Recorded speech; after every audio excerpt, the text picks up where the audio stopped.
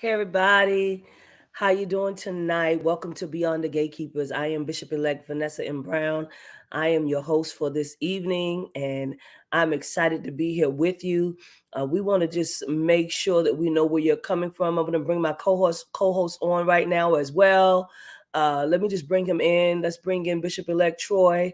He's a senior pastor of Rehoboth Fellowship of Atlanta. And so we're so glad to have Bishop-elect Troy as the interim co-host with us tonight. And so come on, how are you? I'm good, my sis. Good to be in the number one more time. Good to be here with you this week and to share in this very important topic. I'm excited about the conversation tonight.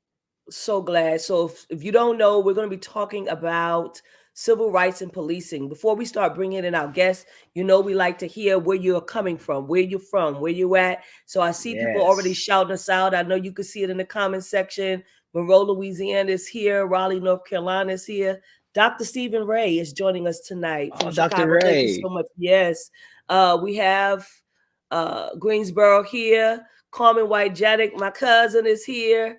Tulsa, Oklahoma is representing. St. Louis, Missouri. Another cousin from Philly is on. Beverly Scott Hasan, Reverend Beverly Scott Hasan.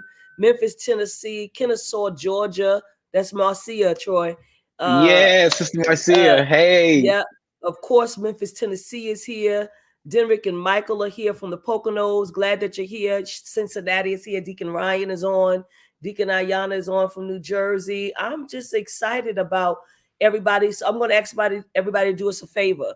You know that we're on Facebook, right? We're on Bishop Flutter's page. We're on the Beyond the Gatekeepers page. That's 2 pages. But we are also on YouTube. And so I want to greet all of our friends from YouTube. I see people coming in. Avra Alexander, thank you for being with us from Yes. Atlanta. Richmond, Virginia is here. Thank you so much for being here. Yes, I see your Tampa, Florida. YouTube is here. Namaste. Good evening from McDonough, Georgia. Thank you, Miko Mo, for being on. I see you all coming in. Ellenwood, Georgia, Troy. Reverend Tony is on. Yes. Yes. Lavinia Bean, thank you for being here tonight. Good evening, everyone. I need you all to say where you're from so we can shout it out. Again, we are on Twitter as well. We are on Facebook Live in 2 places. We are on LinkedIn as well. So we want you to join us tonight. Charlotte, North Carolina is in the house. We see you. Oh, yeah, YouTube is here. I love it. Memphis is here. I love that. Chickasaw, Quapaw Land. Yes. I love it. Thank you, Laura, for being here with us tonight. We appreciate that. Uh, we've got people here from supporting Dr. Andre. Yes, Pastor Andre's church, Gifts of Life Ministries. Kimberly Nicole Yes. Traver. Thank you, Travers. Minister David is here. Rivers, New York, New Jersey. Oh, yes. Colleen, Texas is always here with us. Thank you, Albert Reed, for joining us. Boston, Mass. Herbert S. Jones. Thank you for joining us tonight. Yep, people are coming in the room, Troy. Baltimore's in the house. Good, Marlene C. good. McLaurin, always here with us. Again, Memphis is here. Springfield, Massachusetts is in the house. They said their hometown is Memphis. I love it. Griffin, Georgia is here. North Texas, where we're freezing. My goodness. So sorry, Bird Yeah. Boma. And of course, Abyssinian Missionary Baptist Church. Danielle Huggins is here supporting her pastor, Reverend Dr. Earle J. Fisher. We're so glad about Good. it. Charlotte, North Carolina is here. People are just coming in. We want you to share.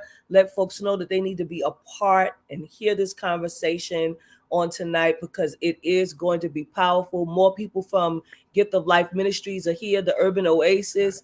We're so happy for that. And we know that Welcome. people are, we want to welcome everybody. People are sharing. It's been a rough week, Troy.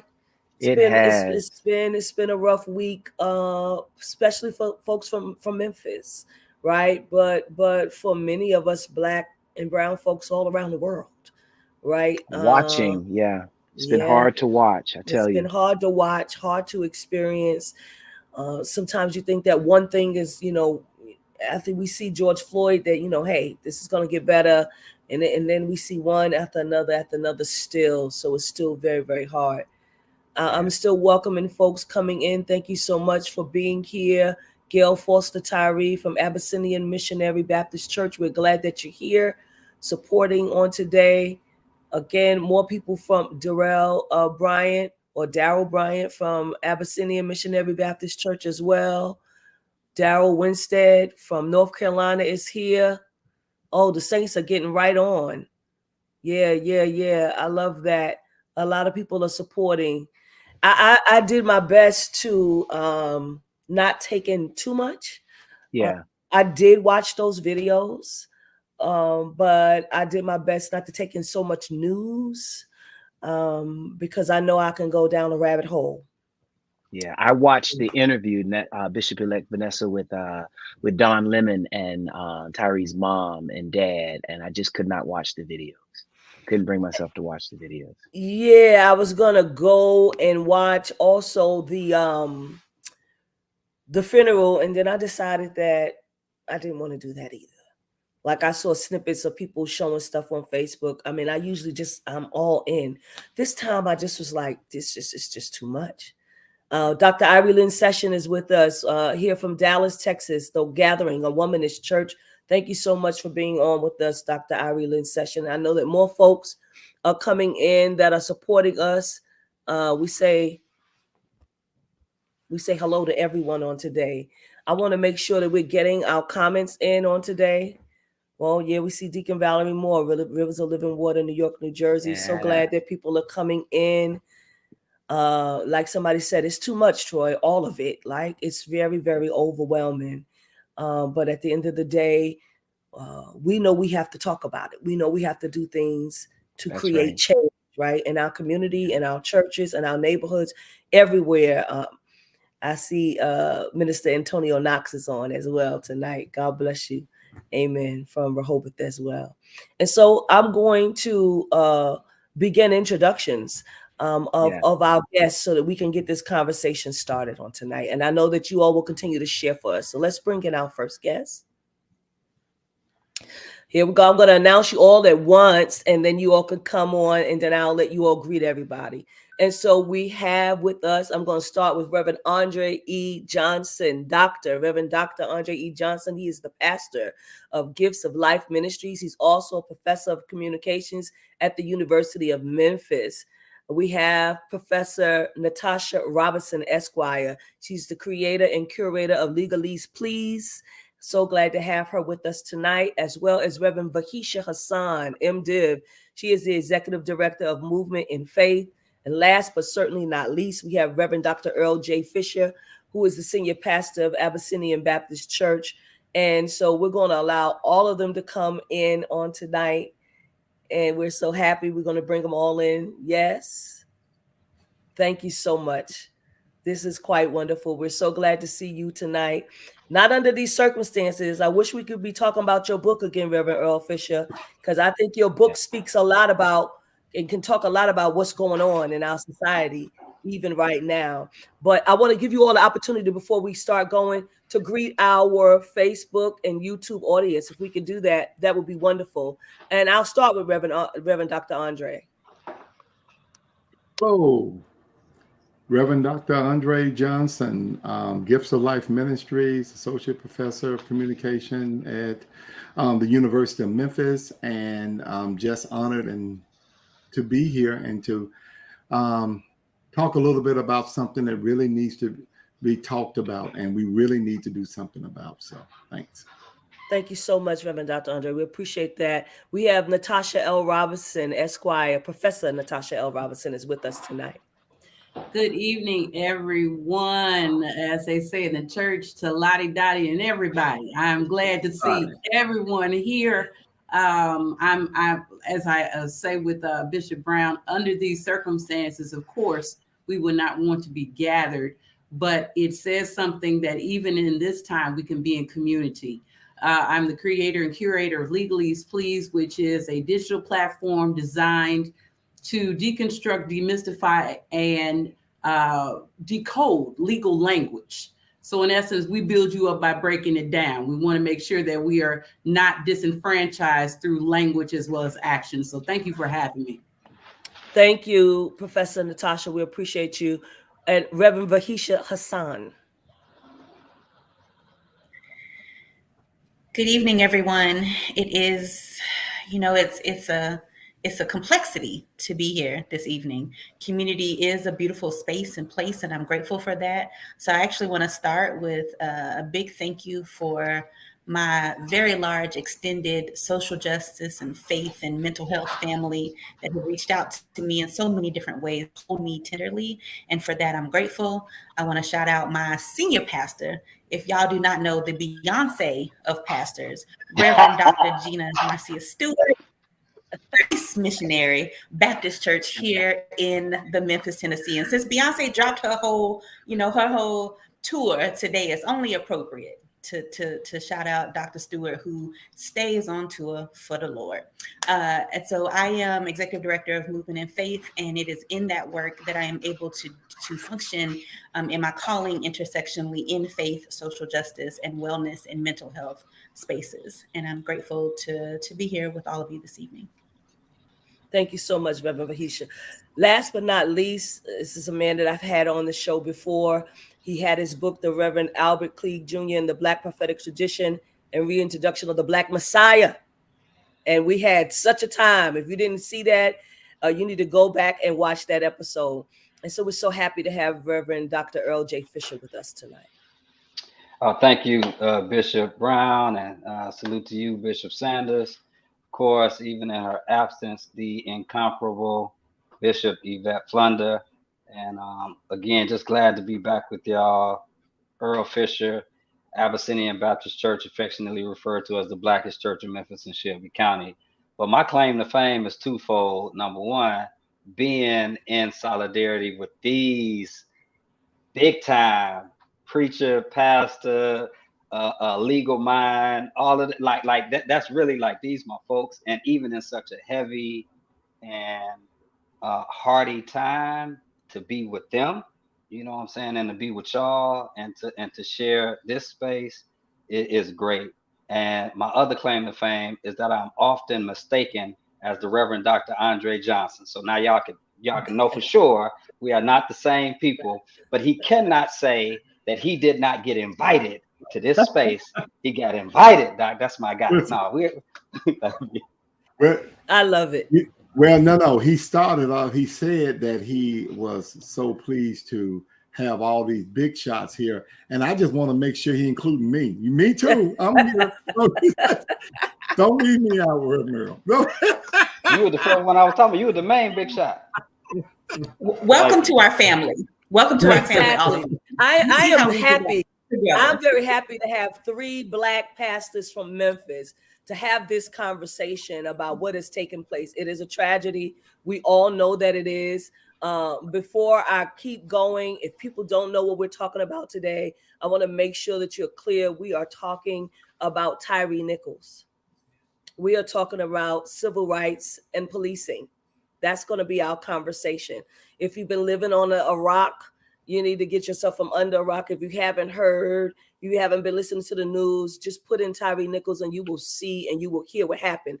And I want to hear the voices of these great pastors who are serving in their individual communities about the climate and what is really happening now. The funeral was today. And I know that Reverend Vahisha hit it right on the head. And I want to start with Reverend Vahisha, because before we got on, she said that, she was feeling very tender. And so I want to acknowledge that, and certainly want to acknowledge also Tyree's parents, his child, and we want to speak his name into this atmosphere right now before we get started with all the questions and probable answers. We speak his name into this atmosphere, and we know that his memory is going to be a blessing. His memory is going to be a blessing. Reverend Vahisha, you said something very important. And so let's talk about the temperature and the climate of the people in Memphis right now. Let's talk about, their mental health of the community, because I know that you've had your hand on the pulse of that. It's hot in Memphis, as it has been, as it should be, and hot.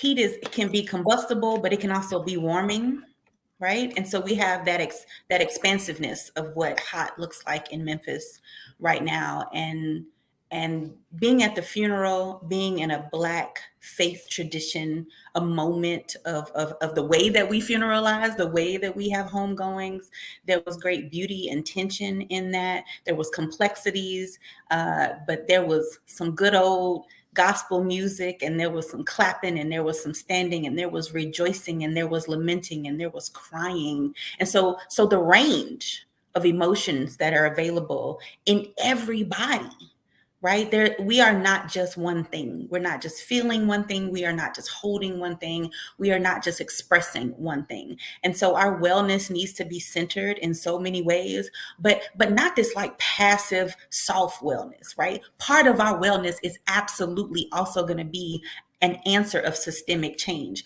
an answer of justice and what this looks like, right? Like you know, part of my work, I talk about being well people, but also needing well systems. So we can't just walk around here like, oh, we're going to be well, and we got to work on our hearts and our minds and our tender places when we live in an environment where every day something is seeking to kill, steal, and destroy. And that something is us.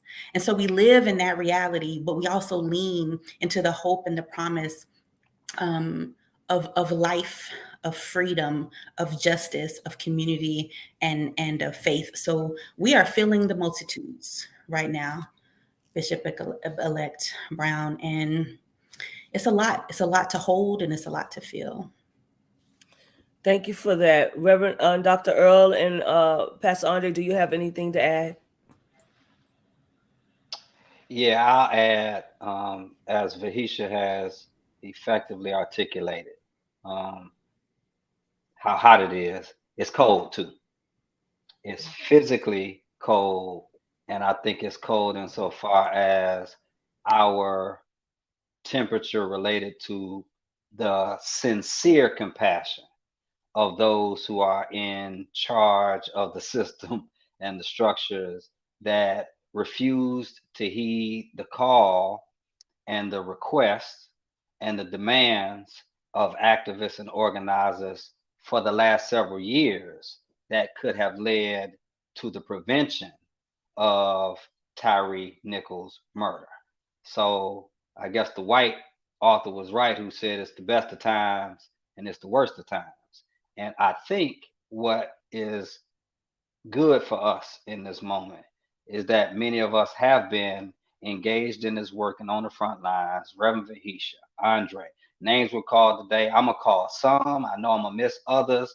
Y'all bear with us, but I'm talking about Kedron Franklin, Shahida Jones, Tammy Sawyer, Charles McKinney, the ones we heard today, Cleo, Cassio, Frank Gotti, Amber Sherman, L.J. Abrams, and scores of others have been doing this work for a while, and we're able to maneuver a little bit differently than we were at some of the touch points several years ago. And now hopefully we can maneuver even further into substantive and structural change, because in a few more minutes, the camera's going to be gone, the national figure's going to be gone, the smoke going to be a little bit clearer, and the same people who've been trying to hold the city together by the seams and pick up these broken pieces over the last few years going to have to continue to strategize and do this work long term. So it is all of those things, all of that heaviness and all of that heat and all of this condescension and all of this coldness. Is the best of times, the worst of times, and I just hope we make the most of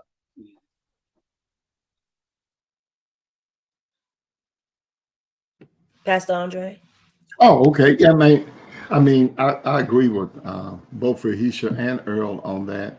And one of the things that I'm hoping comes out of this and this hotness and coldness, and as we kind of mix it all up, is that there have been people who have been working and conditioning the soil, if you want to use that term.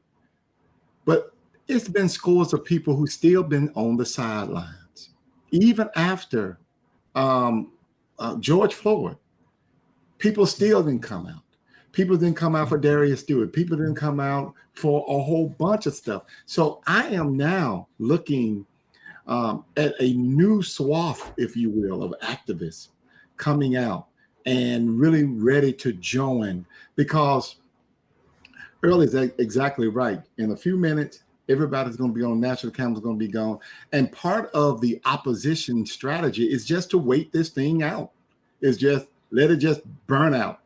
Yes. Or let it just freeze out, using both the hot and cold metaphors that were used earlier. So, and so they hope that this is going to be, like that. But with scores of new activists, people being re-energized, and then the focus now a little bit better than when we first began to start doing this type of work. I think Memphis is right now, and I'm telling everybody this, at this moment, every social movement get what I like to call the sweet spot, where that if you build capacity within that sweet spot, that you can actually make change. And this is where history is made. And I think we're in it right now. And I just hope and pray that we continue to stay focused and to do the work that we are all called to do. I'm going to bring Professor Natasha in, but before I do, I have this question, and she's going to help answer this question, I hope. Every police reform failed Tyree Nichols. Let me fix that, because people say, what are you saying? Come on, Bishop.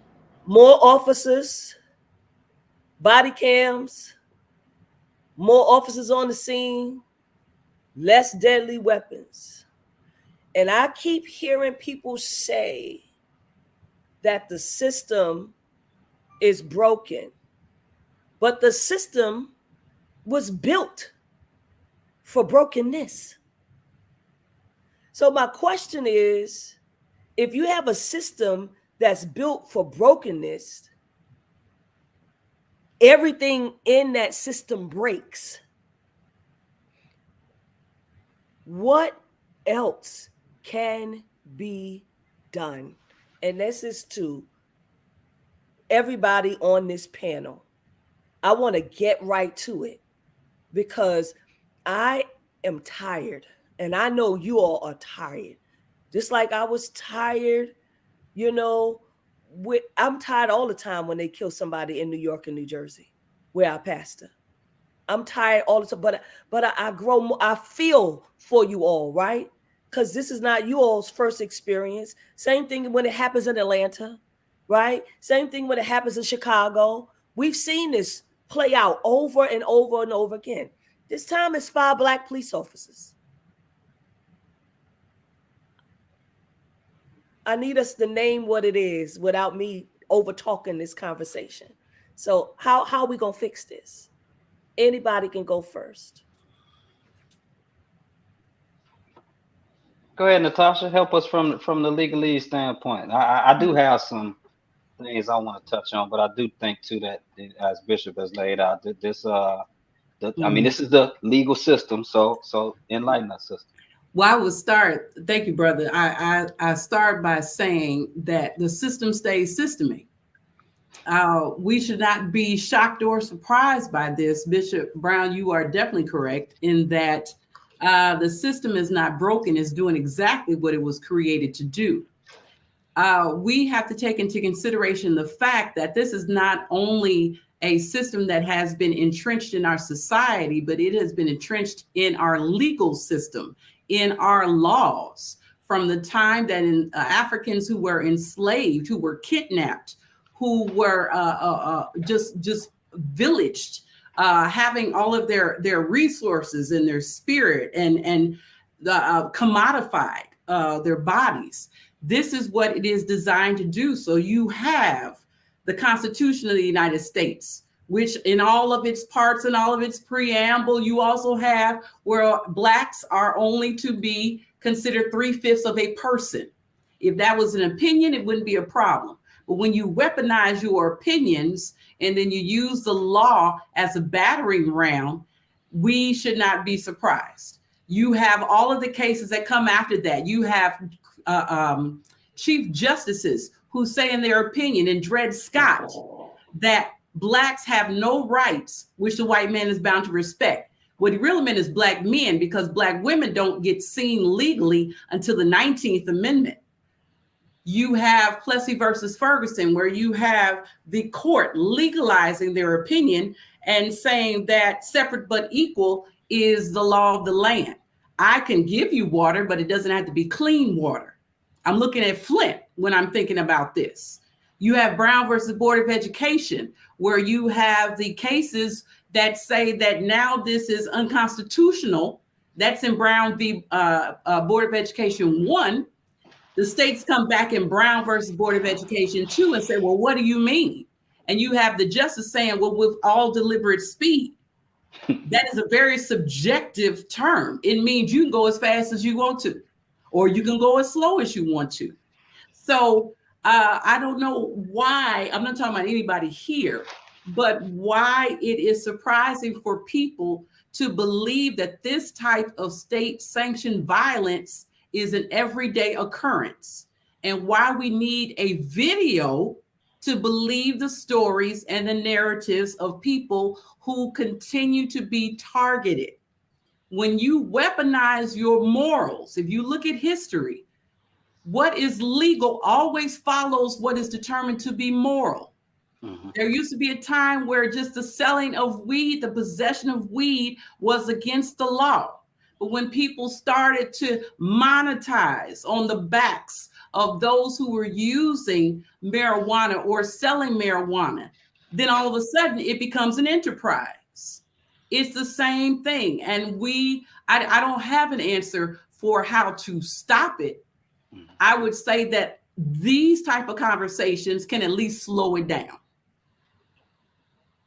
And I think it got to be slowed down at least long enough for us to build the coalition and the infrastructure and the critical mass to establish a more righteous and equitable society. So you got to walk and chew gum at the same time. And so to that end, with the wonderful legal roll call that Attorney Robinson has laid out, I want to speak to some of the embedded ideologies associated with the developments insofar as Tyree Nichols is concerned. So more police officers is not anything I've heard activists and organizers on the ground advocate for as a form of police reform or criminal justice reform or public safety.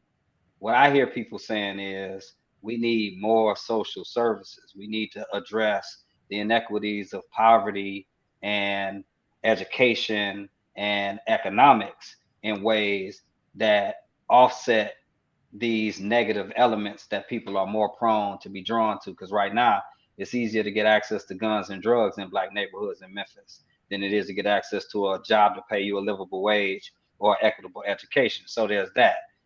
The people who have been saying more police would be people like the mayor and the police chief, you know, the ones who implemented this unit, this Scorpion unit, where the officers, 4 of whom at least, had already been cited for some form of misconduct prior to even being appointed to this specialized unit. Specialized unit full of folks who don't know how to tase people properly, don't know how to pepper spray people properly, don't know how to arrest people properly, don't know how to tell the truth on the police report, and are out of shape, so they out of breath. You know, all of these things, a specialized unit. But that's their ideology, right? Like the mayor and the police director and that whole infrastructure, they think more police is the answer. That's not what activists and organizers have been saying. And lastly, I'll say this, as somebody who was on the front line, Andre can speak to this too, we were the ones pushing for body cameras back in 2013 and 14 and 15.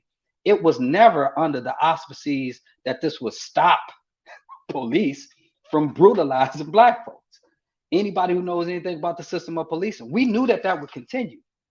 As long as we have this particular system of policing and public safety, people will continue to be brutalized. So to the notion of halting the time or buying some time, harm reduction as it would be called, we believed and continue to believe that the body cameras help to hold. It doesn't guarantee anything, but it helps to hold people accountable. Can you imagine how many Tyrees are out there that did not make it to this level of notoriety, or quote unquote justice? Not justice would be him being alive, and justice more proper is at least going to be the people being convicted and sentenced.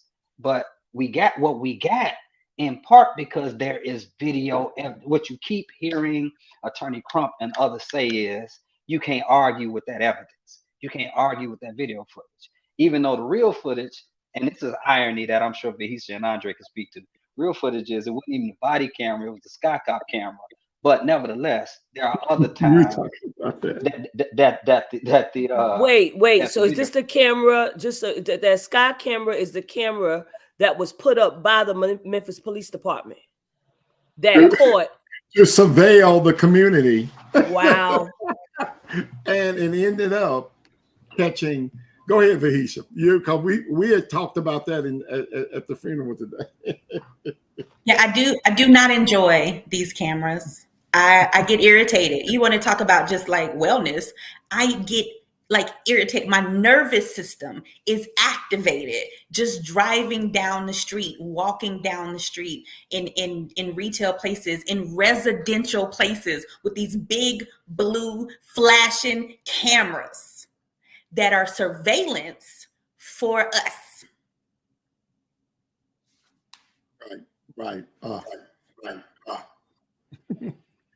Wow, I am taken aback by that. But what it did was it caught their own people. Right. And I heard something, I didn't hear it. I read something that Reverend Fisher said, if 2 is a company and 3 is a crowd, then 5 is a system. And we have a structural problem, a systemic problem. And I think that we have to get to the root of that systemic problem. I think that we have to talk about theology in all of this, right? I think we have to talk about how people see Christ, right? How they don't see Christ. I mean, we could go on and on and on in this conversation about what's really happening. And I think it has a lot to do with our theology as well. It's not just the system. It has to do with how we learn about God and who we feel God is and all of those things. And how we see crime. Yes. Crime was charging unfair rates.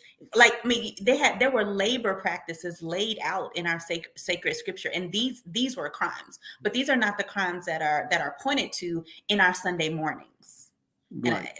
So I do think we have a theological undertaking and unlearning or relearning to have. Absolutely. Bishop-elect Vanessa and the panel, I have thought from the very beginning that there was some intentionality about creating a narrative that seemed to veer us away from certain things and certain systems and overly put emphasis on particular persons who did or did not do certain things, but take away the view of like this Scorpion unit. Do you feel that that's a concerted effort? And if it is a concerted effort, what do you think the investment in keeping certain conversations in certain light away from certain systems and certain leaders? Who wants to take that one? If you don't, I will. Go ahead. No, go ahead. So here's something that I've been, even on national media, trying to make sure I amplify, because we saw right out of the gate a whole lot of benevolence being bestowed upon the city administration and the police department. Look how quickly, look how rapidly they responded. They were covering their tail because they know we have been on it for a while, and they implemented this. This is their doing. I said on CNN, I'm like, that's like somebody starting a fire and then trying to get credit for trying to put it out. This was their doing. And Bishop Sanders, I think that narrative gets pushed in part because you got helicopter journalists who come in and they don't understand the particular nuances on the ground.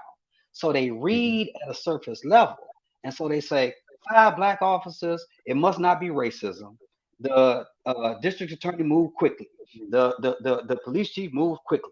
The city moved quickly. No, nobody moved quickly. Hear me. This is period. Nobody. Nobody moved quickly. Well, we moved quickly. The community moved quickly. No, we didn't even move quickly. We've been moving for a long time. None of this is quick, right? Yeah. And so it's their response. And the district attorney, had me, Vahisha, Andre, other activists and organizers, have we not been organizing and mobilizing around political output, political organizing? Have we not gotten the last DA out of office in August? Hear me. If the previous district attorney was still in office, Memphis would have been on fire this weekend. Point blank, period. Yep. So you got all of those developments. And I'm not going to front. I'd have had one of the matches, and I say that publicly. And I wouldn't have lost no sleep. I wouldn't have lost a week of sleep. Right? So I want to say one more thing to kind of turn back to the question that you were asking about theology, Bishop Brown. So let's just be clear. None of this is isolated. These things are interconnected. And when people fly in without doing a deep dive, they are too prone to rehearse and articulate and regurgitate the things that come from the infrastructure itself that's seeking to save itself with its own narrative. But if you hear closely what Professor Robinson was describing, what Attorney Robinson was describing, she talked about this notion of morality, laws being tied to morality. Here's where clergy come in. See, the infrastructure leans on certain clergy to get that moral authority as a public appeal.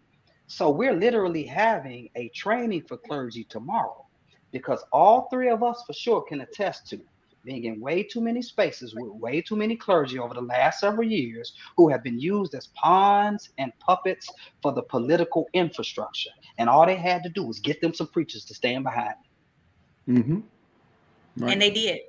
And right. I want to, for connecting those dots, and I've said this in multiple spaces. And so I'm going to turn it to Andre, but I'm just going to tee it up because I mean it and I keep meaning it.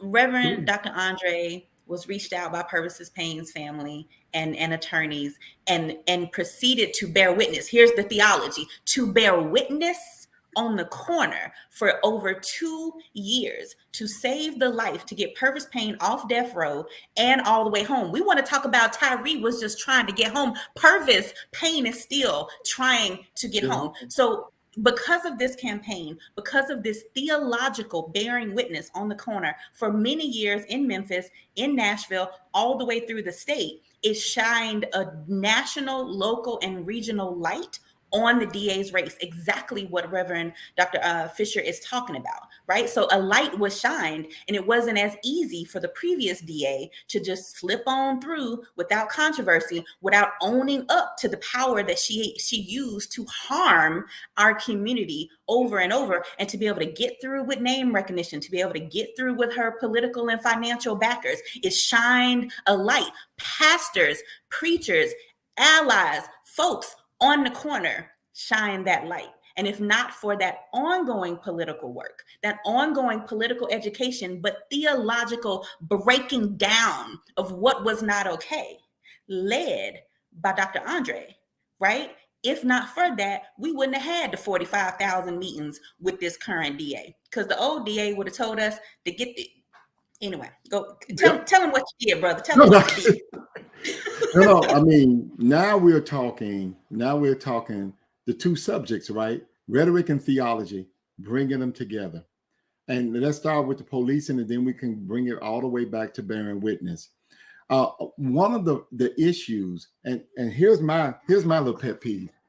If I can just get half the folk to start to two things for me, I'll be fine. And then we really can have some conversations. Number one, stop believing that more police officers are going to stop crime.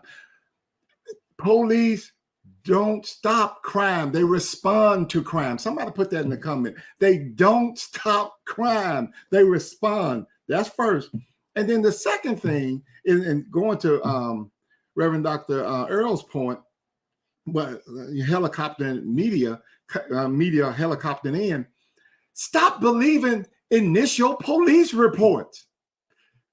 Initial police reports, in most cases that involves a death, especially of a Black human, are lies. Do not believe them initially. If you go with them, you will have to come back And you're going to have to do a whole new story a week or two later when the video show up. And like, oh, the story did not match up with the video. Stop it. Don't do that anymore. If you do those two things, then we can begin to have a conversation, because the narrative comes early. Police are trying to shape the narrative and bringing in the religious priests when we have preachers that, let's just say, that maybe are bent theologically to believe the power structure to begin with, and then go along with them, and their theology is not one of liberation and freedom and justice, and it's all about, stay here, be locked down here, and you should do right, pull your pants up, all that stuff. If that is your case, the police narrative can itch out. People were asking us all the time, well, the police said this. Don't ask me that, because I'm going to say I do not take that as evidence. That is not my first base of evidence. My first base are the people. What are the people saying? And when the people begin to talk, and then when I see a video that totally contradicts the police, we had this in George Floyd, and we still doing it. We're still doing it. I never forget this. Real quick, an AP reporter called me a year after the George Floyd video came out, and Derek Chauvin was indicted, and they were just doing a 1-year retrospective kind of story. And I never forget this. He just said, I was just shocked. I've been doing this for 20 years, and I was shocked that the police lied. They just, and we don't know what to do. We just always just report, and the police said this. And we have it in Memphis. So you're right. They weren't moving quickly. They were trying to shape narrative early, that all of a sudden he had a problem, and we took him to St. Francis Hospital, and then D.A. Morrow called in the TBI, and they got it now. And that was supposed to be it.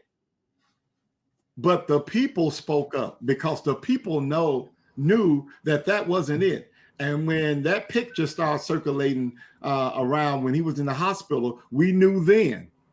No video is needed. We already knew what had happened. So one of the things is two things. Police, don't stop. You cannot hire enough police officers, and you think you're going to stop crime, and those initial police reports. If we can just get people to understand that, then we can probably have a productive conversation, because the last piece to the question is that I really do believe when cops have quote unquote skin in the game, then real accountability.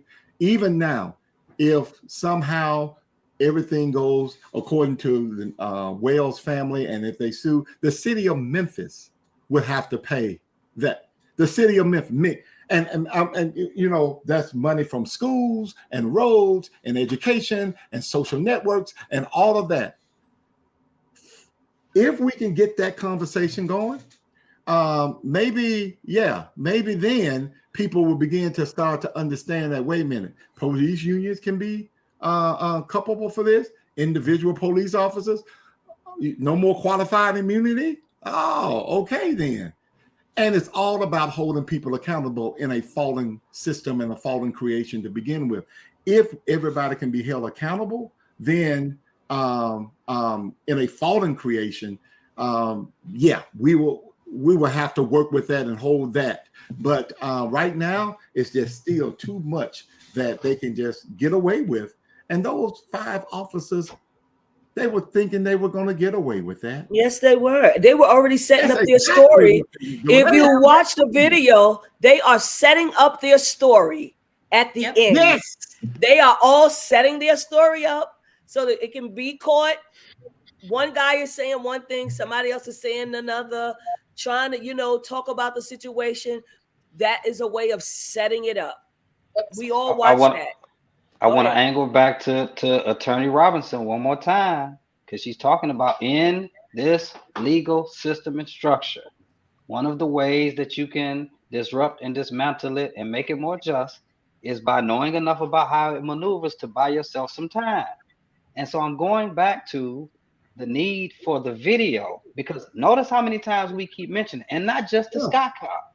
Right. Now the body camera is what captures the lies being told in the narrative shaping by the officers afterwards. So you need all of that. It is, but look, there is no magic wand.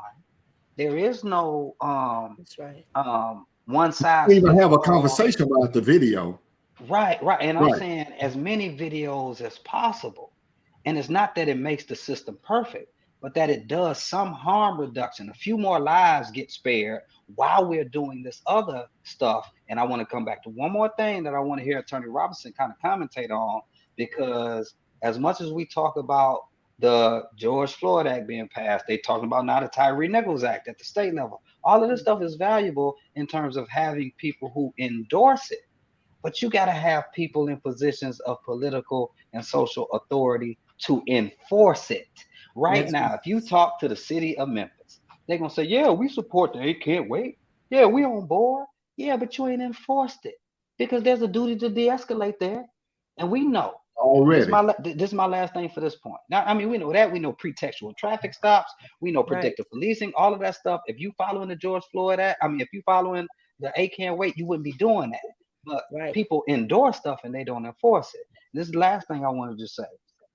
As much as we can try to center on what these legal terms and phrases mean, it still means we have to build the infrastructure to get the people in place. As long as we're going to be in a environment that we consider to be legal, you got to get the people in place that share the psychology of liberation. You got too many folks who want the position but don't have the psychology. And this includes pastors. Pastors love to be in positions. They love to be. It's so many. We've seen it on display at the funeral. Okay, people wanted the platform, wanted to talk about all kind of stuff, but could not even center the moment enough to understand the assignment. So you need the psychology associated with the position, so that you don't just get endorsements. You got to also get enforcement. Can I? Yes, please. You are next. Yes. I want to raise a quote that I remember Dr. William Augustus Jones raising in my home church, Trinity, when I was a little girl. And the quote is that one's theology, how I see God, determines one's anthropology. That's how I see humans. And one's anthropology then determines my sociology, how I order my society. Mm-hmm. So to Dr. Fisher's point, to Reverend Vahisha's point, to Dr. Andre's point, to everyone's point, is that when you're dealing with systems, you're also dealing with people. Mm-hmm. And so when you're dealing with people, the issue becomes, what is their God? How do they see their God in human flesh? That's it. And for the purposes of this discussion, I define God as what your allegiance is to, your school of thought, your pedagogy, what you believe, your canons, your dogmas, anything that you revere. So what you have is police officers where they are loyal to a system that then allows them to order that system, which then defines how they treat people. So if your God, your system is God, you are going to organize your allegiance to how you feel God needs to be represented in you. And then that then determines, well, you're not God because you're made in black flesh. You're not God because you're not a police officer. So then you are expendable. Then you are easily commodified. And so what happens is that you have the factual guilt and the legal guilt. Mm-hmm. The factual guilt is we're sitting there thinking, how could anybody get off of these criminal charges. Because if you've heard everyone talk, this has not just been an overnight thing. This has been a sustained attack, a sustained coming together of community, where the leadership here has outlasted the elected leadership, the political leadership. And now it's a hashtag. Now it's a cute thing. We want to engage in reform, as Dr. Johnson said. No, more police does not mean less violence, especially when you have the more police committing the more violence. Okay, so what you have is you're dealing with bodies, but you're also dealing with mindsets. You're dealing with reverence to certain systems. You have to trace the money as well. If you get rid of some of these people, then that means that some of these capitalistic structures are going to fall. Rich people don't want to be broke. So what they're going to do is they're going to continue to commodify and protect what they need to stay rich and wealthy. So we're talking about privatization of prisons. We're talking about getting mayors, getting governors, getting police commissioners raises so that then they can have bigger political campaigns to make sure that you at home are not worried about someone coming in your house, breaking in, stealing your car, hurting your spouse. You're talking about dealing with social media campaigns where people inject just enough fear and truth so that you feel that more police will be less problems, but it's actually the opposite. Right. So it's nuance. It's an overlapping thing. It's not just law. It's not just theology. It's not just politics. It is understanding all of the infrastructure and then trying to understand where can I get in to be the activist. Right. You may not have the verbal acumen where you can stand behind a desk, but you can share reliable news. Emphasis on reliable, because we quick to clickbait. We quick to get likes. We quick to say it's this. And then as Dr. Andre said, wait a little while. I know we want to be the first one to say what it is that we see and what we heard, but every once in a while you got to vet something. And so you don't want to spread lies. If you hear about the police report or whatever, wait a little while, because they have a technique called supplemental reports, which means whatever they couldn't put in the first one, they try and put in the second one. Okay, they slick with it. So then what happens is you have people like me that do a motion for discovery, which means I want everything that has to do with this case. And if you can't find it, I know it exists, I'll wait until you find it. So that's subpoenas for statements. That's looking at cameras from every direction. There is so many things that are being put underneath the dirt. And so this is where it is the activism inside the system as well as outside. If you're not an attorney, you don't have to be an attorney to understand. Legal issues are spiritual issues. Justice issues are spiritual issues. So if you don't go to law school, don't you worry yourself none. If you're not a pastor, don't you worry yourself none. That's right. You can start right where you are. If you can read something, but you can't write, get someone like us that can explain it to you. That's and good. Let's forego the shame that comes with understanding that we may not understand. We don't want any of those barriers. So I just wanted to say it. That's powerful. Thank you so much for that. We need to hear it. 5 Black police officers. That's all I keep hearing. 5 Black police officers. It's everywhere, all over the news, all over Facebook, all over social media. But I heard somebody say we need not underestimate the power of unexamined, internalized oppression and racism. That's how we can get 5 Black police officers to do what they did.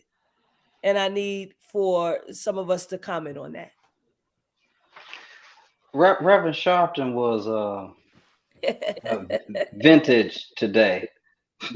Was he? Yeah, you know, and really took. Yes, he was. He really was. Really took a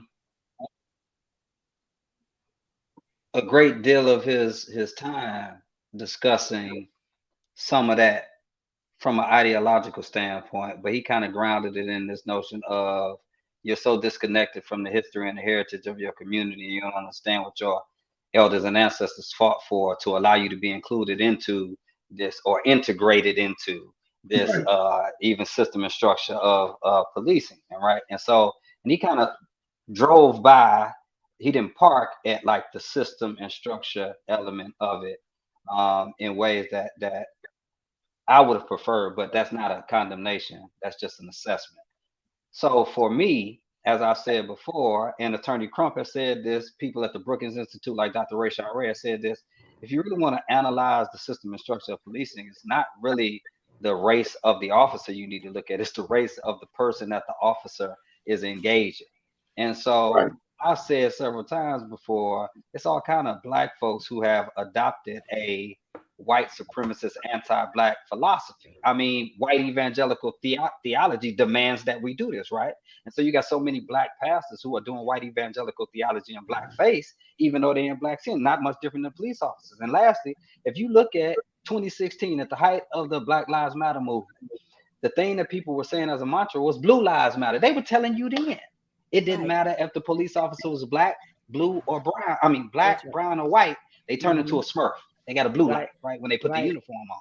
And so they were telling you then that the system and the structure itself can be so intoxicating that it ultimately produces these results regardless of the ethnicity or the race of the officer. One last thing for now. Yes. And that is these 5 officers, based upon the video footage that you see and the methods and the maneuvers and the machinations that Attorney Robinson had lifted up, you know, this ain't their first time. That's right. You know, they didn't start off here. Right? Yeah, I mean, this ain't their first rodeo. So that shows you that regardless of their skin color, they had been in a system so long, which even 5 years, they have been indoctrinated by a system so well. Let me say it that way. They've been indoctrinated by a system so well that they knew all of the buttons to push. He reached for my gun. That's a lie. We know. We did see it on the video. Put your hands behind your back. Nigga, my hands are behind my back. It's on video. You know, he was high. No, he wasn't. Y'all know, all of these things are ways in which you see the system being exposed. Sure. Now we are being told to put more onus on the race of the officer than the egregious nature of the system itself. And can I just jump in here and just applaud, first of all, real quick, just to applaud activists for not falling for that. Not just, oh, they Black, so we ain't gonna say nothing. No. Activists have been telling folk from day one that it's the system. We've been trying to get people to understand the systemic nature of policing since we've been doing this. And it comes out now. I mean, I remember even in Ferguson, when that police department was majority white, and then the following year after Mike Brown, and you remember this, Earle, 2015, Darius Stewart, some of the reporters go, well, you have a majority Black police department. We were saying it back then about the system. But before I could even answer the question, one of my students, I am honored to serve on her committee, Sister Shay already put it into the chat. We're talking about internalized anti-Blackness. We're talking about, if I try to tell my students one thing, when we talk about white supremacy and anti-Blackness, if we can understand that as an ideology, I'm not talking about you as an individual white person. Right. Whiteness, white supremacy, anti-Blackness, if I can get you to understand that as a floating ideology that anybody can adopt and use and perform and act, and that's why some Black folk do it better than some white folk. Because Earle brought up preaching white evangelical theology in blackface. Right. These were police officers in blackface performing white supremacist actions. That's white supremacy. That was white supremacy. Right there on that video was white supremacy writ large. And it was performed by 5 Black officers.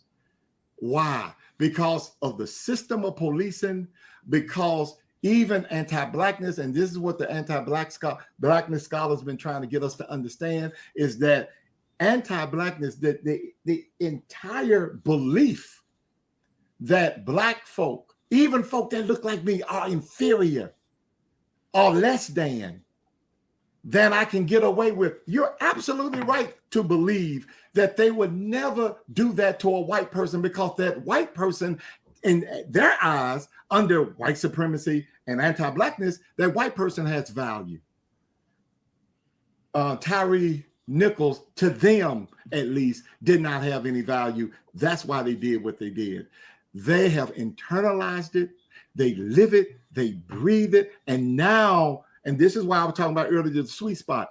Now the city is like, oh, okay, well, the 5 Black officers did not come. No, we got to do something else, because we told you from day one, this is a system thing. This is systemic, and it doesn't matter. You got a Black chief. Doesn't matter. When we had Black mayor, when Darius Stewart, we had a Black mayor. You had all of this stuff, and didn't matter. The system still held sway. We are coming against the system. We are speaking truth to power, literally as well as figuratively, because the system is the culprit here.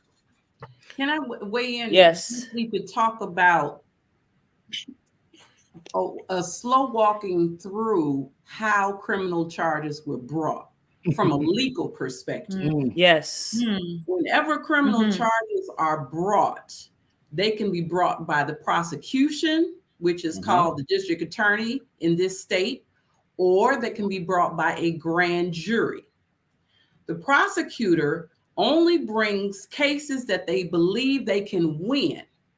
So what they did is that they assembled a jury, which in Tennessee, I believe, is 12 people plus a 4-person. And what they did was the murder happened on January, I think it's 6 or something like that. And then 10. The charges were brought January 7th. Okay. Yeah.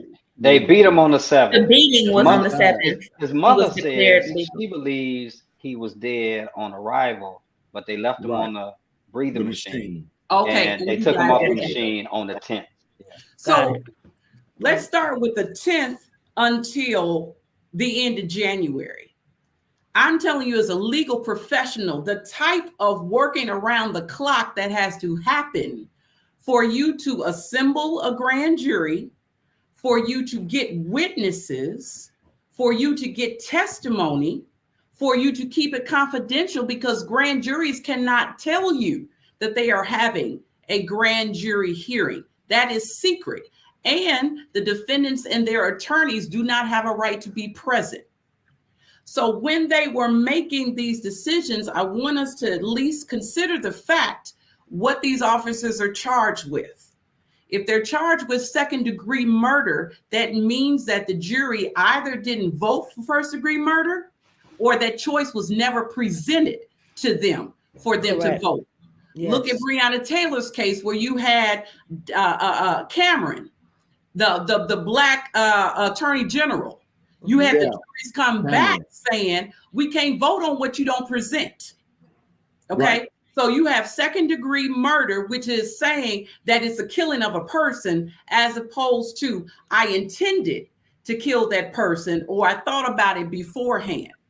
So then you have this grand jury who's going through this testimony. And when they're going through the testimony, they can either bring back what is called a true bill, which is there's enough information to go forward with the case. But the true bill does not indicate legal guilt. And so what the jury did is the jury came back and said, we have found enough evidence to proceed with criminal charges. And I don't want anyone to applaud, per se, the district attorney, because of the fact the district attorney did not make the decision to charge, the grand jury did.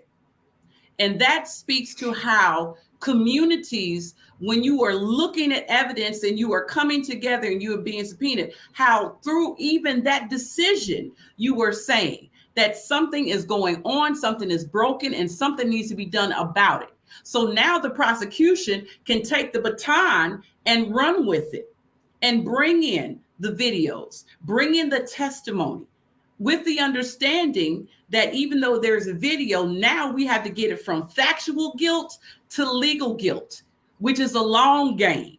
Okay. I don't want us to think that because the charges have been brought quickly, that justice is going to occur quickly. It is not. It's a end game. It's a staying game. You got to stay in it. And sometimes we have selective amnesia where we're in the hype now. Mm-hmm. And then about month 10, month 11, we forget about the commitment that we made in the heat, Vahisha, in the cold, Earle. You see what I'm saying? We can't let the heat or the cold determine how we respond.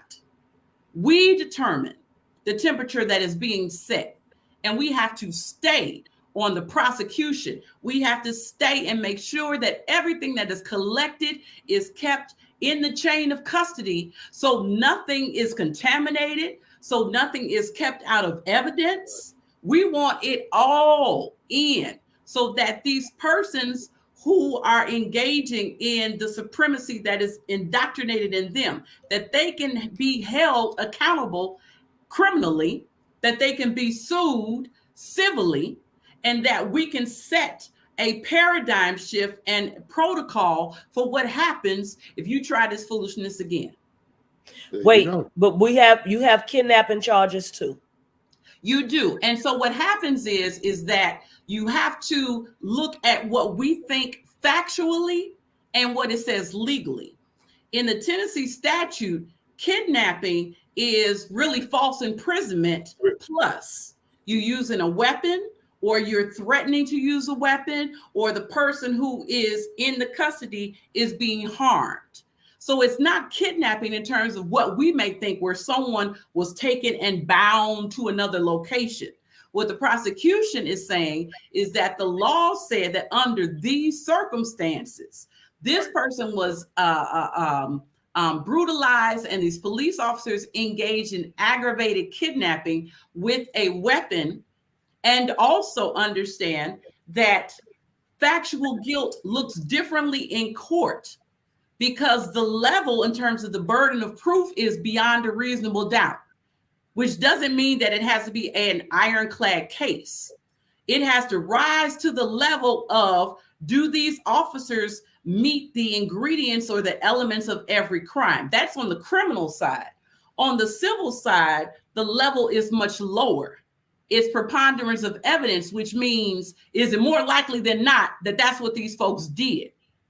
And the complexities of that is, if you have the criminal case going first, if there is a trial, you are locking in witnesses in their testimonies to be used in the civil case if they deny something. That's why what police officers say under oath is important. That's why depositions are important. That's why strategy is important. But a lot of times these things are kept from us because it's in the legal system. You have a right to understand what is going on just like everybody else. It doesn't make sense to be in the legal system. Yes. A witness, a victim, or a defendant, but you cannot be a student of it. And being in the system is too damn late at that point to learn about charges and verdicts and judges. It's too late. We have to be proactive and share the information. Otherwise, we are being the co-conspirators in our own demise. Saints and friends, y'all better go to Legalese, please, and friend that, because daughter is teaching us tonight the things that we do not know. This is go ahead. I ain't gonna say what I put in the private chat, but the private chat. Anybody who know me know it's equivalent. I felt it in my photo. I felt it. It's equivalent to what we say to the preachers who be preaching well at our Senate. But Reverend V, you was going to say something a second ago. I think you should.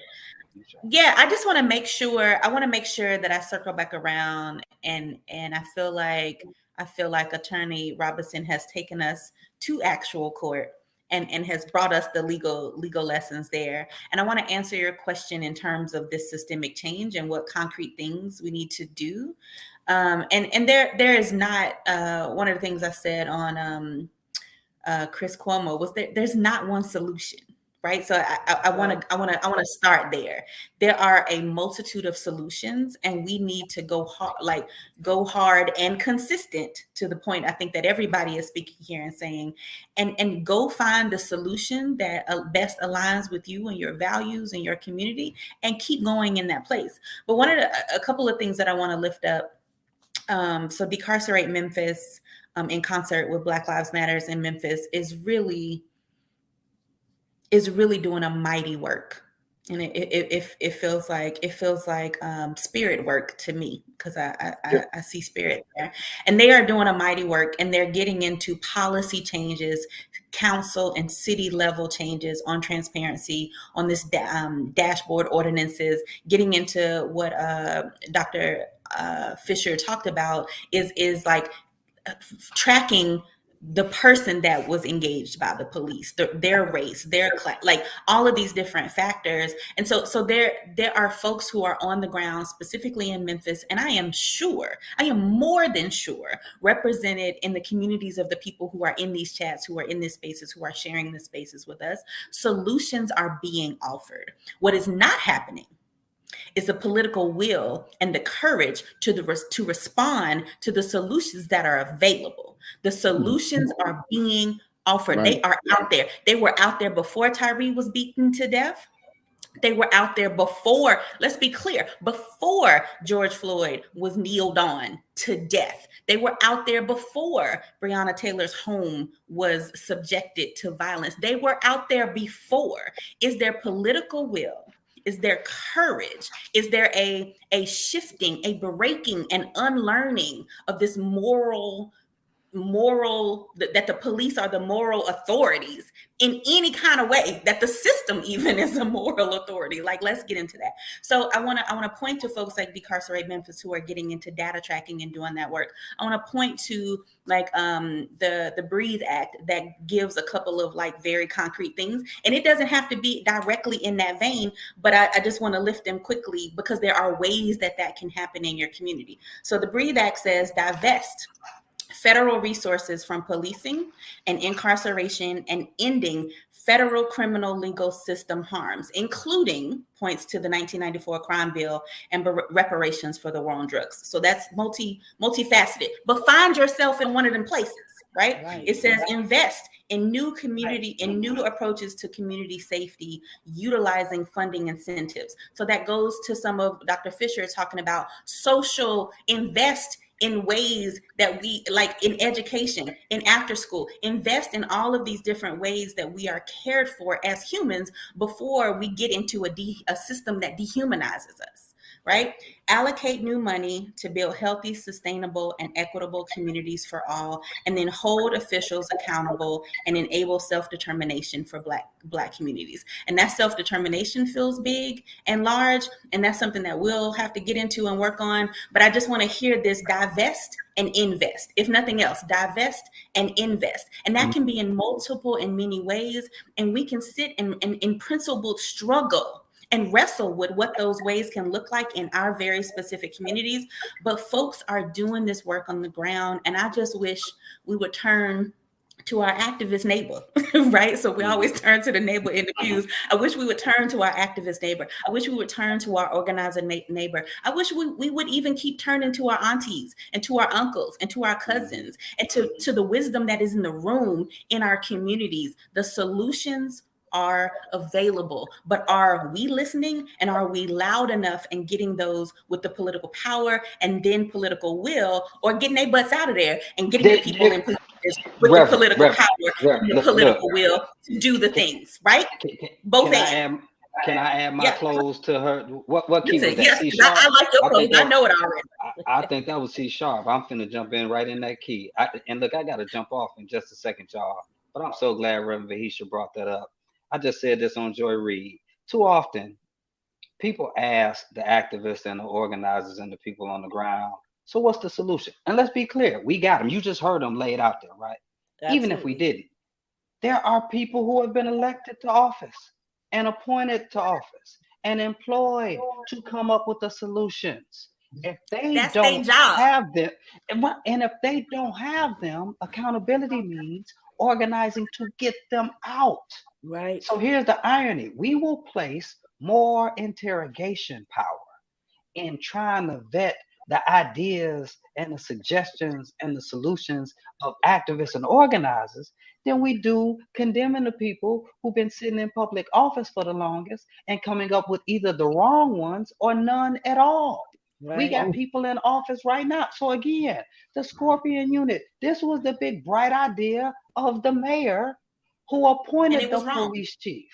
Even though the police chief is a Black woman, even though these 5 officers are Black, they serve at the pleasure of the highest executive of the city, which is Jim Strickland, a white man on his way out of office. He was not at the funeral, as far as we know, and has been very silent. Has been largely silent in our city, and has always been committed to manufacturing the conditions of mass incarceration, which includes, by any means necessary, hiring more police officers, even if you got to end around residency requirements at the local. All of this to say, there's a whole lot of nuances. Here's my close to my preachers too. There are a whole lot of nuances that you can tell Attorney Robinson, Reverend Vahisha, Dr. Johnson, and I have sat with for a while and studied and analyzed and reflected on and asked questions and had to learn. This is not stuff you do just because you got an unction from the Lord, okay? That's right. This is something that you have to be fundamentally committed to. And if you have not been, if those scales have not fallen from your eyes, Paul, if you have not had that opportunity to really dig into the wilderness for 40 days and 40 nights and have the angels minister to you, then don't try to run to the forefront of this. Do like Jesus did with John the Baptist. Sit at the feet of somebody in the tradition that can help guide. We do need more people. We just don't need any more opportunists. This is not something that can happen on a fly-by-night process, in a fly-by-night process. This is something that it takes time to build, and we do need more people. Reverend Vahisha said this, Dr. Johnson said that we need more people so that we can make more impact, but we also need our people to be adequately educated, informed, engaged, empowered, and enlightened. So I hate that I have to jump off, y'all, but I hate that you do. Because I got one more question. Somebody asked, and I don't want her to think that we are ignoring her. Laura Sullivan has a question for y'all. And I was thinking about it as well. Where does abolition fit into the plans moving forward? Anybody or all of you? Go ahead, Reverend. Go ahead. You got to jump. We do have to leave every option on the table when we discuss what it means to restructure and dismantle and recreate a society that we feel is more just and more equitable. And there are a lot of conversations about abolition. Some of them are much more definite than others, because certain people mean certain things when they say abolition. And so I think it's important to have that conversation, leave all of this stuff on the table. And also think, again, we got to come back to the fact that we didn't exist or don't exist in a vacuum. People have thought through these things. Angela Davis and others have thought through these things. It'd be interesting to see, Bell Hooks and others, how some of their ideologies have evolved and what we can learn from them, even as we evoke these ideologies. Because what we know is true is this: the system as it is currently constituted is not working, and we need to do something different. And I believe abolition in a righteous form should be on the table along with every other meaningful measure of opportunity to change the system and the structure. Thank you for that. Andre, Pastor? I agree. And rhetorically, it's a smart move. Rhetorically, you never want to negotiate against yourself anyway. So you throw what maybe your opponent might think is the wildest and weirdest far off thing. And then maybe you can come and meet somewhere in a true middle instead of starting at the middle, negotiating from the fact like, okay, well, I know you want 4 Scorpion units. Can we just get 2? That makes no, we don't want any, and we're not going to have any. And we know that abolition is not that far-fetched, because there have been some counties and some small cities that have dismantled their entire police force. When it is like we through. Now, they may have been small but they have done it. So we know that your opponents will use that against you as material, especially in elections, to scare voters. They say, oh, they don't want any police. They just want social workers to show up at the house. When somebody breaks into your house, you want a social worker. Well, might as well a social worker, because guess what? My house is still broken into because police don't stop crime. They respond to crime. So it doesn't matter who shows up. But I understand the rhetorical flavor of that. Like, I just want to feel like something. And I mean, it is so easy to just reimagine if we would just open up and just to think just a little bit. But we don't want to do that because we have people scaring us. We don't know what's going on. And in some neighborhoods, legitimately, folk are nervous and scared and all that. But they know instinctively that it doesn't work. So yeah, abolition should be on the table. It should be a point of emphasis. And if it is that wild idea way over here, maybe you can then come on back and meet me somewhere where we don't have scorpion units, and we can get rid of qualified immunity. How about that? And then we can start having real conversation. Go ahead. I'm sorry. I know we are toward the end. I apologize, Dr. Johnson. I thought I heard a pause. It was a preacher pause, so I didn't know. I want to come to abolition. So my answer is yes, Sullivan. But I want to come to about abolition at its most core, being about relationship. Yeah. I really want us to come back from some really involved jargon and for some folks just not a lot of study, right, about the complexities. And so abolition is actually about relationship. Do we have an abolitionist ethic to be in relationship with each other and to be in relationship with community? And how do we function in a system that's not in relationship in a healthy way with us, right? So we're talking about some of these breaking downs of things like, in my black bodysuit, as my pastor says, should I have to go and file a police report in order to file my insurance because a crime has happened? In my mental health field, should I have to call the police?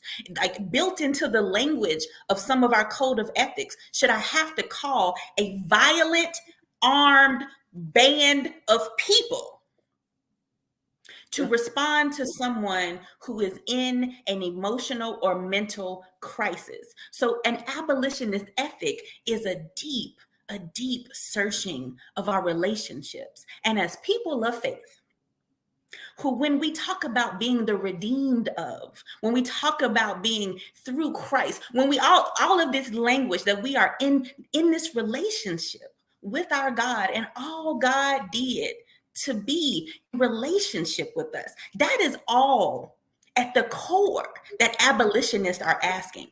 How do we be in right and beautiful relationship with each other that doesn't need violence and imprisonment in the way that it does not benefit the person or the community in our relationship? So let's do let's dig a deeper well there and have that conversation. How else can we respond to our neighbor? How else can we respond to folks in need? How else can we show up and respond in our community? And there is more available than the systems of violence that we have currently. Right. That is the abolitionist ethic. And what has been spoken about is what abolition is. I want to also talk about what abolition is not. Abolition is not prohibition. We're not talking about prohibiting certain behaviors, certain systems. We're talking about tearing it down. That's what abolition is. And there are different ways, and we can look into our everyday decisions to figure out, how am I advancing abolition? How do you put some meat on the bone? Okay, and if you're vegan, I don't have a metaphor for you, but how do you put some meat on the bone? Okay, how can you advance abolition? Is it through voting? Is it through activism? Is it through, as Reverend Vahisha said, divesting and investing? Because it's going to involve some sacrifice. Okay, not to the point of being dehumanizing. You don't want that type of sacrifice. You want the type of sacrifice that taps into the sacrifice of those who have come before and those who are coming behind. And I think once we start to look at what abolition is, as well as what it's not, that we can start on that path individually and collectively. You all were outstanding. I just don't, I mean, I didn't have to do much. Yes, yes. I just had to sit here and listen, because this was real. For people needed to hear everything from the legal standpoint to what's going on the ground to what laws are already in effect, right? That they can tap into. So many things were said by Reverend Dr. Andre, by Reverend Vahisha, by Reverend Dr. Earle Fisher, definitely by Professor Natasha L. Robinson. That's a whole class she just gave us for free. But you can go to her legalese and you can bring her into your city or state from wherever you are. You can bring her in so that she can talk to your people about the do's and don'ts and how it works and how the legal system works, even in your city. This was powerful. Dr. Earle Fisher said we need to have a part 2. I know that we will at some point come back to part 2, because again, there will be a trial, right? There'll be things that'll be happening that we're going to need to talk about, and we want to bring the players back so that we can really, really get down grassroots. I love what you said, Dr. Andre, about the people who are on the ground, about the activists, Reverend Vahisha, about those who are working diligently and hard and have been working since before this tragedy happened, right? This is not the first time. You all been working all along. I've been reading Facebook posts, so I know you've been working all along. I know you've been having meetings all along, trying to stop this from happening. And yet it happened again. And so I want to say thank you all for your hard work. It does not go unnoticed. People hear you, even if you think that nobody is listening. People are listening. People are hearing what you have to say. They are. And I think it just takes more of these conversations, right? More education. Again, it takes courage, right? So there's a lot of people who are still fearful.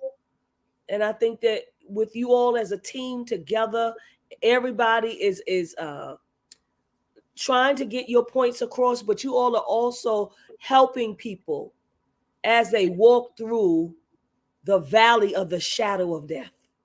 Because I know that that's what people feel in their heart.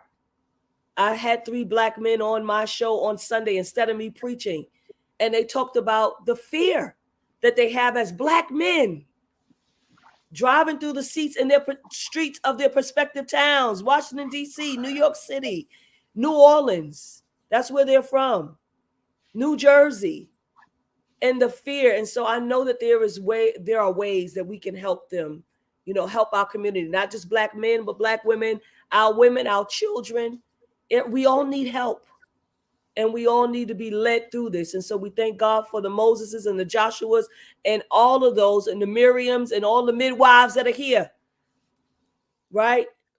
Trying to push us through to another space and another place. Such a great conversation. Let me give you a moment. If you have one last thing that you just want to drive home to the people, I want to give you that opportunity. We could start with Pastor Reverend Dr. Andre, please. Yeah, thank you, first of all, for inviting me and having me as part of this wonderful panel. I did just want to say this. In a new book that my co-author and I just finished, it's to the publisher, and hopefully it'll come out late this year or next year, about the summer of 2021. one of the things that we found out is that if people get active in a social movement, and we just listed a whole bunch of ways in which you can find yourself and get active, you are more likely to go to the polls and vote for the people that will support what you are trying to be be an activist about. And so I just want to encourage people in Memphis, Tennessee, and around the nation, really. But if you are in Memphis, Tennessee, and if Ty Nichols' death bothered you, come and work with us. Come and join us. Sit at the feet, as Reverend Dr. Earle made mention, and learn. And watch yourself grow. Be a part of something bigger than yourself. Be a part of a movement. Be a part of history and being on the right side of history. I invite you. I welcome you. Thank you so much. We appreciate you. Reverend Vahisha. So I'm blessed to have just to walk alongside Andre, who cranks out a book every 30 days. Just wanna let y'all know. Andre is Al Sharpton said today that he was a mountain climber. Well, I want y'all to know Dr. Andre Johnson is a show enough book writer. Okay. So I do also have a book coming out under our beloved Reverend Dr. Tracy Blackman with the UCC. It's called Building Up a New World, Congregational Organizing for Transformation and Impact. And I think it's exactly what Dr. Johnson is saying, right? And I want to speak to a beloved movement leader, Mary Hooks, who talks about being transformed by the work, transformed as you are doing the work.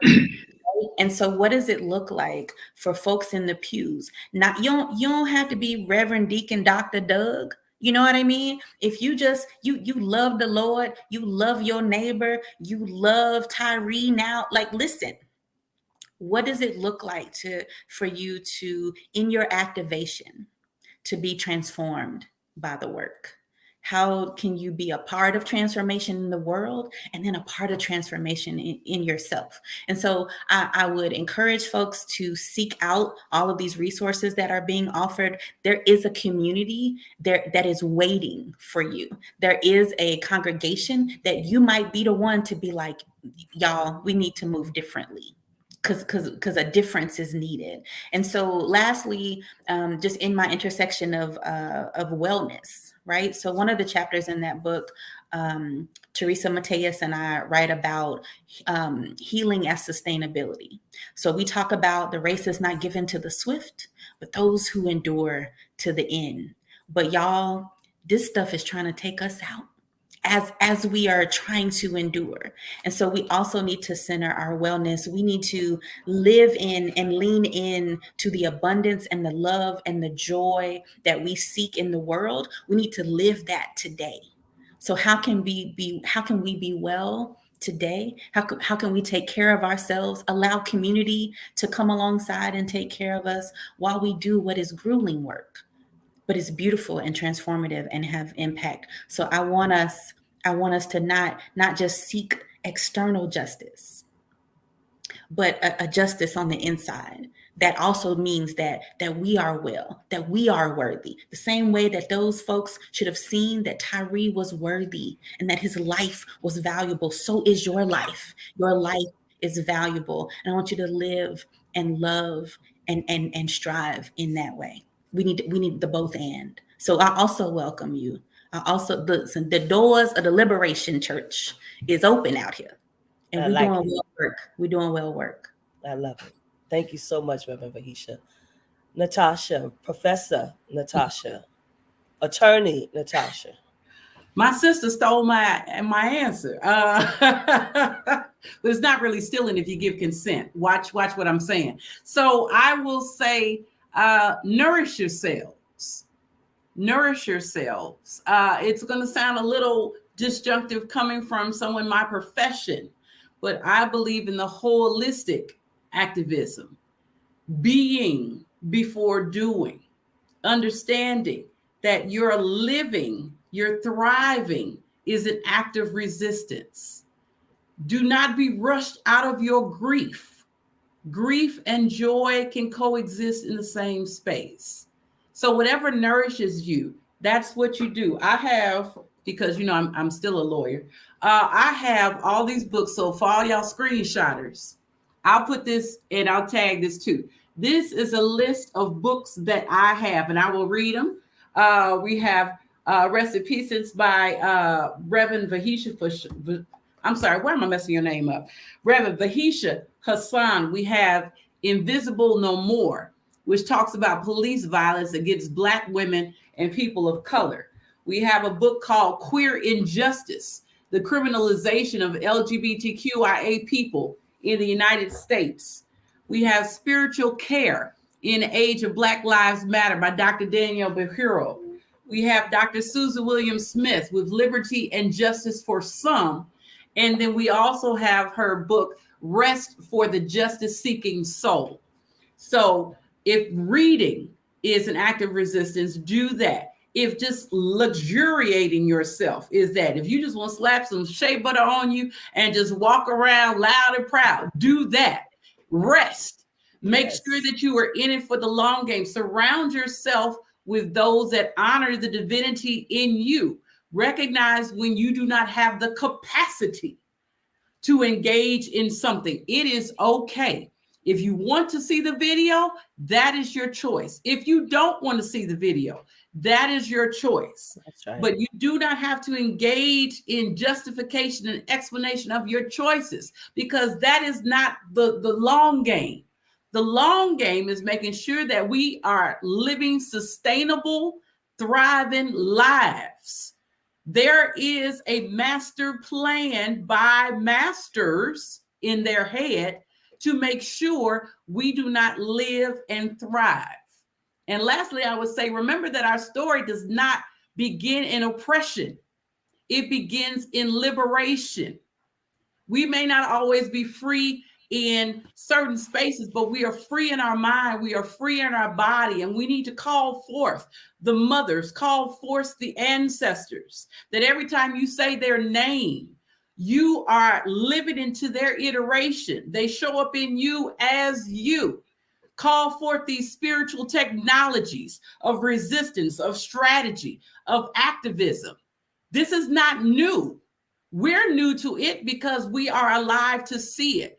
But call forth those different technologies that we know have produced generations upon generations upon generations. Let's get together. We don't always have to publicize our move.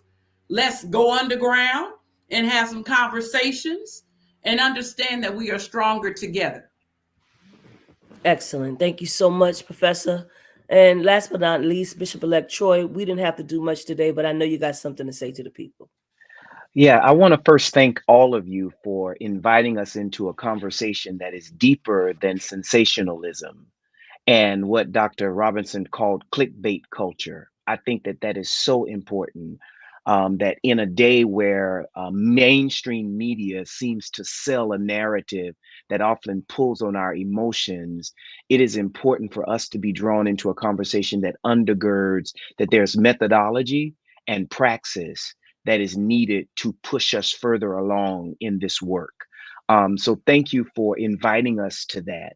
Thank you for availing yourselves, and also igniting a fire in us. I'm hoping that the viewers, we hear this as a call to action, that this becomes a norm for us, that we not get caught up in the minutia of taking sides and buying into what media wants. Something that Dr. Andre said, don't believe the hype in the first report of anything. I think that is so important, that we look past and look deeper, so that we can participate in our own evolution. So thank you again, and we will continue this conversation. Thank you. Thank you all again. I appreciate you so much. I know you all have books out, so I'm going to be in touch with both of you all at different times when you just let me know so that I can bring you all back individually so you can talk about your books.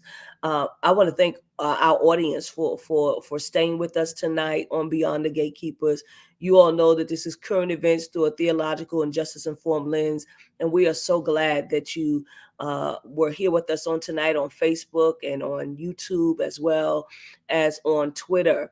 And so we're going to bring you a few announcements, and then we're going to let you go. So Beyond the Gatekeepers has been on for a little over 2 years. And so we're asking that you support our broadcast. You can send a donation via Cash App to $TFAM annual or to PayPal at www.paypal.me/TFAM justice. We appreciate whatever support that you give us. Thank you so much.